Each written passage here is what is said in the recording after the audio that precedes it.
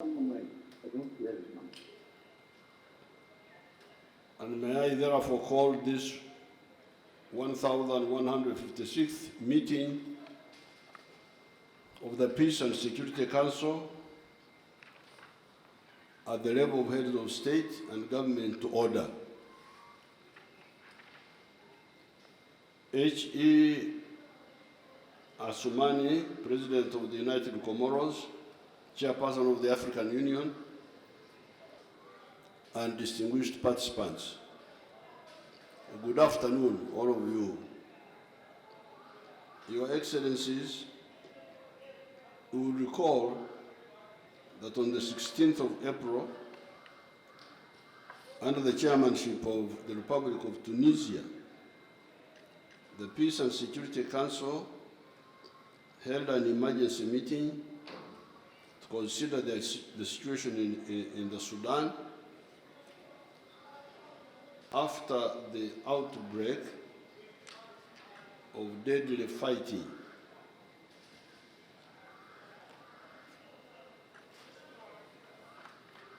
between the Sudan Armed Forces and the Rapid Support Forces.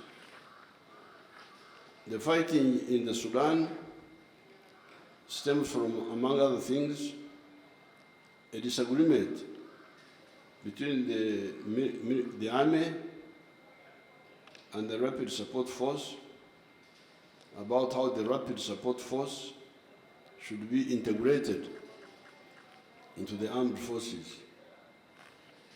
The transition period of that integration, the period, the length, and what authority should oversee that process. In our view, this apparently sticky issue of the time required to merge warring functions into the national army can be determined scientifically, considering known and or agreed upon parameters, such as the health of the potential candidates, education, training, or the age of the personnel. Using this to fight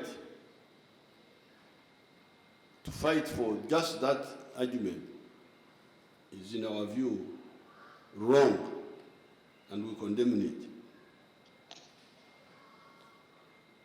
This business of how to integrate armies is not new.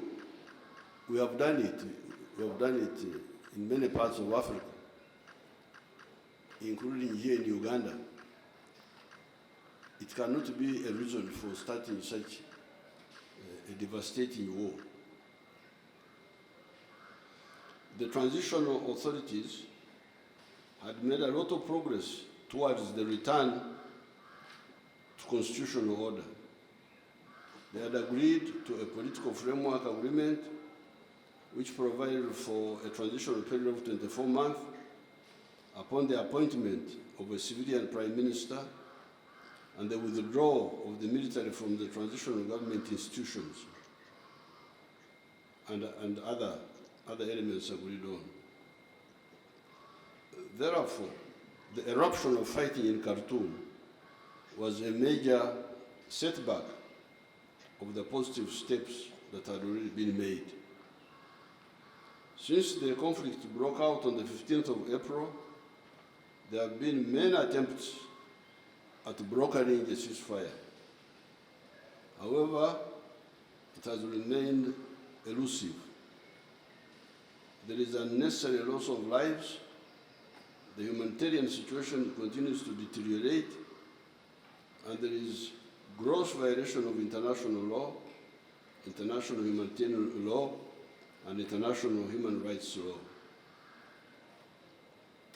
The UN Office for the Coordination of the Humanitarian Affairs estimates that by the 19th of May, 2023, over 936,000 people had been newly displaced by the conflict since the 15th of April.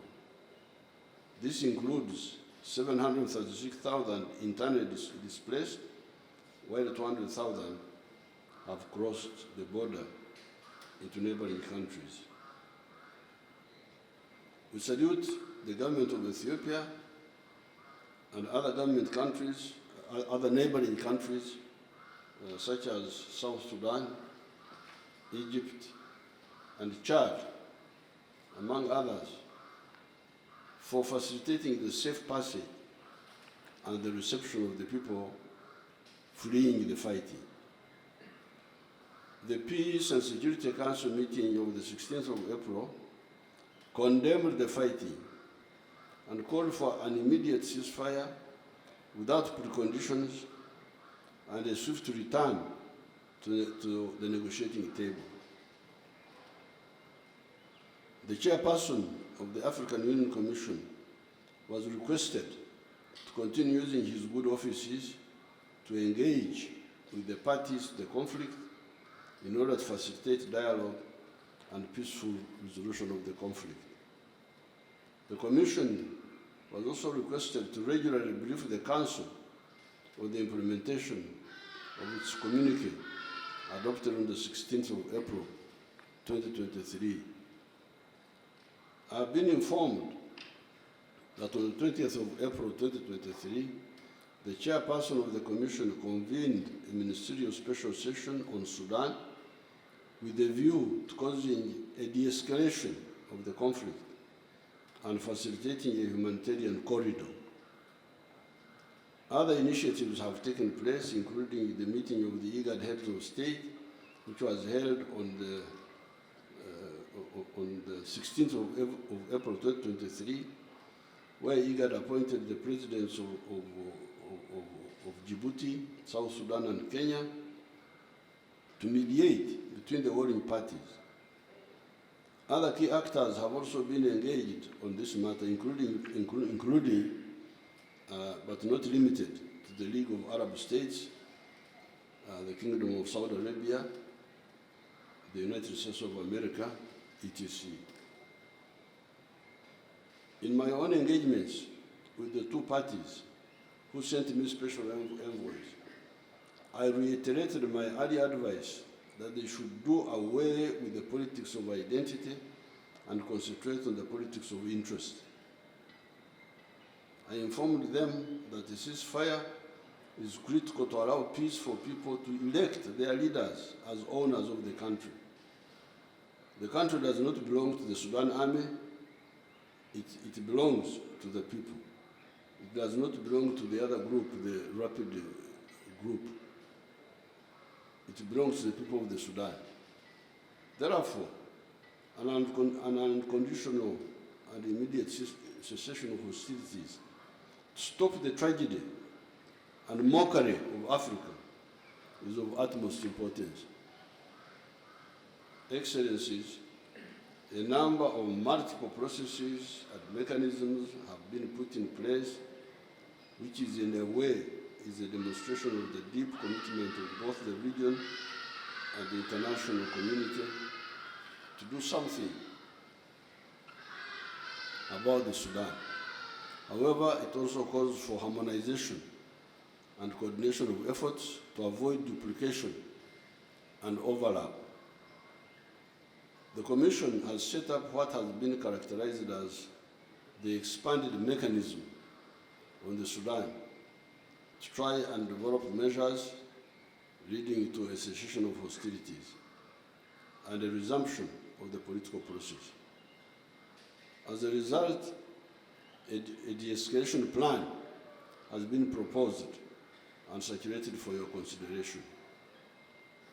We shall shortly listen to His Excellency Musa Faki Muhammad, Chairperson of the African Union Commission, who will speak about this plan in his remarks. In considering this plan, we need to have a deeper reflection on whether we could have done more as a Council to avert the current developments in the Sudan. Perhaps this would inform Council on how to engage with other countries in political transition. I also wish to suggest that you consider the idea of appointing a high-level facilitator or panel of facilitators who would work with the Sudanese civilian and political actors to design an inclusive process of engagement towards a civilian democratic transition. As I indicated earlier, we have used this approach in IGAD. We may use it again as best practice. We also need your reflection on the following. What nature and scope of a ceasefire do we envisage? 2, how do we monitor and verify the said ceasefire? 3, how can we help cause the resumption of negotiations and the political process? 4, what is the role of external actors in either helping to halt or in fueling the same, and what can we do about it? 5, what sort of coordination mechanism do we envisage to manage all these mechanisms and processes in order to avoid overlap, duplication of effort, and promote coherence? 6, how can we deal with conflict financing and the proliferation of arms?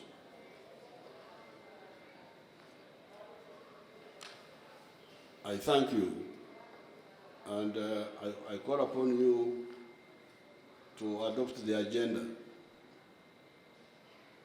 The agenda has got a few items: opening, consideration and adoption of the draft agenda, which is this one, briefing on the situation in the Republic of the Sudan, any other business, and closing. 5 points.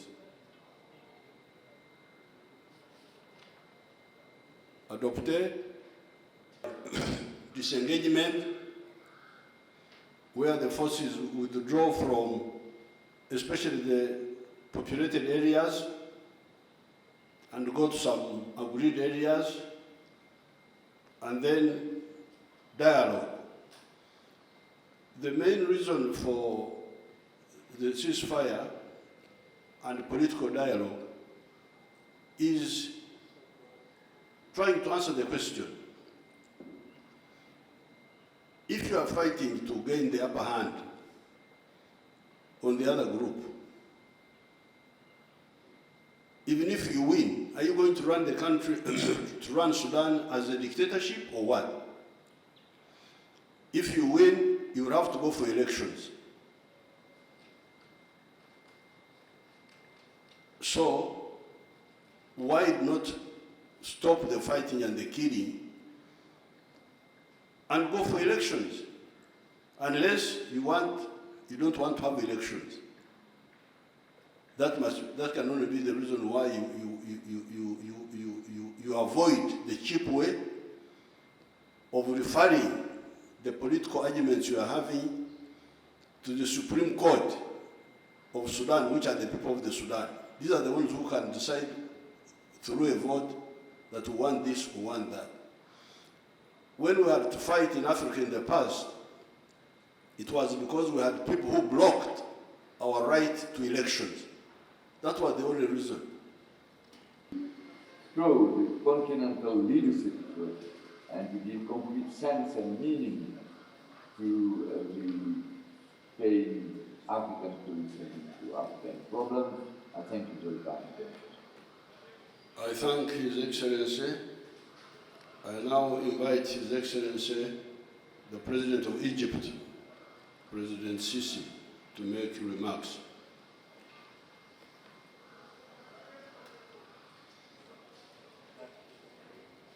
Bismillah ar-Rahman ar-Rahim, in the name of Allah. My brother, President Museven, President of brotherly Uganda. I want them also to speak. The neighbors, Ethiopia, Chad, South Sudan, Libya. Yes, Ethiopia Excellency would like to speak. Your Excellencies, does any delegation wish to take the floor? I give the floor to the delegations to coordinate us. Thank you, Chair. Thank you, Chair. So, Your Excellencies, heads of state and heads of delegation, our meeting has come to an end. I now declare the meeting adjourned. Thank you very much. Asante mheshimiwa.